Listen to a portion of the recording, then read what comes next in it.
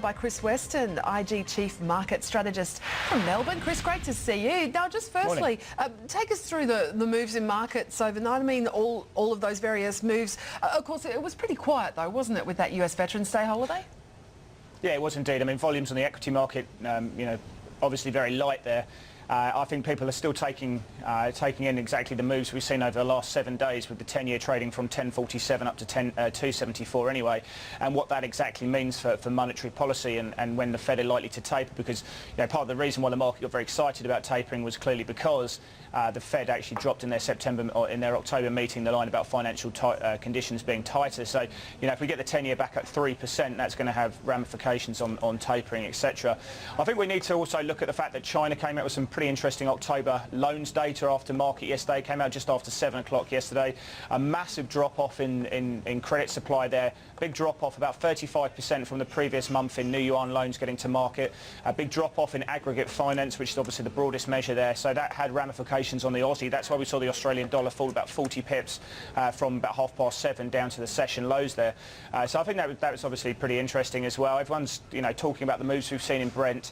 That's very positive for the euro, because there is no currency more leveraged to commodity prices, or in terms of oil prices, than what we're seeing in euro, because 11% of the CPI basket in Europe is made up of Brent prices. So they look at headline inflation rather than for example the RBA or the Fed, who look at core inflation, which extrapolates these high energy prices. So I think we're starting to see a bit of a move higher in the last sort of 12 hours or so in the euro, a bit of profit taking after it dropped 5 big figures. And I think part of the reason now is that people do believe that the ECB are now stuck again between a rock and a hard place. There is not much they can do now in terms of standard monetary policy. They can't cut rates any lower. They have to now think about an LTRO. They have to think about negative deposit rates. But all of them have got a huge task, very tasked to get into implementation, because we know that the ECB, or certainly some of the German members of the ECB board, don't want to take this any further.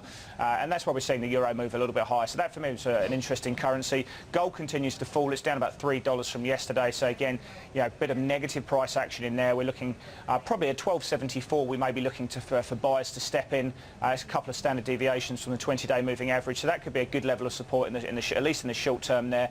But I think it's interesting to see that gold has now fallen 9 out of the last 10 sessions. I mean, we haven't done that for many years. I think BNP Paribas coming out and cutting their forecast for next year down to about $1,095 per troy ounce. So again, a very interesting thematic, because if we do see it trade through 1,200, it trades through that marginal cost of production. We could see a slightly stronger supply side response there. So some interesting moves in the currency markets. Big falls, a little bit of a fall in Aussie dollar, a little bit of a fall in euro dollar, a bit of a profit taking in euro dollar. And I think clearly all eyes on the bond market when that reopens tonight. Absolutely. And just back to what you were saying there about the euro, I mean, this talk of currency wars is really starting to ramp up again, isn't it?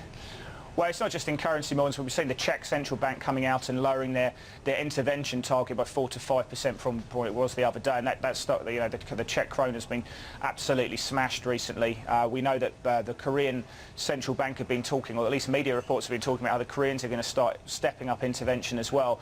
We've seen Guy Debelle, we've seen Glenn Stevens talking about the high currency rate, trying to talk that down. There's not much they can do. I don't think the market really believes that they're actually going to do anything based purely on currency. And then we know that US Treasury themselves have said that the yuan's too high, and they've been increasing their currency reserves. Therefore, the yuan should be much weaker or much stronger than where it is at the moment.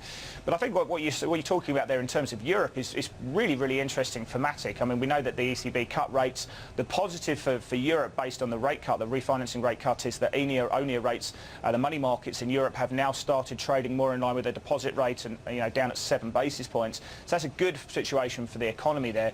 But we know that once they did cut rates, the Italian Prime Minister, Mr. Letta, came out and pretty much gave Mario Draghi a pat on the back. We know the Italian Finance Minister has been talking about a strong euro for some time. And then we saw Mr. Weidmann coming out, along with a couple of other Germans in the Bundesbank, saying that they did that to purely help out their southern neighbours and help refinancing rates and bits and pieces in Europe. And there's really huge internal bickering between Europe, just over a 25 basis points refinancing rate cut there as well. So, I think you are starting to see the talk of currency wars heat up a little bit at the moment.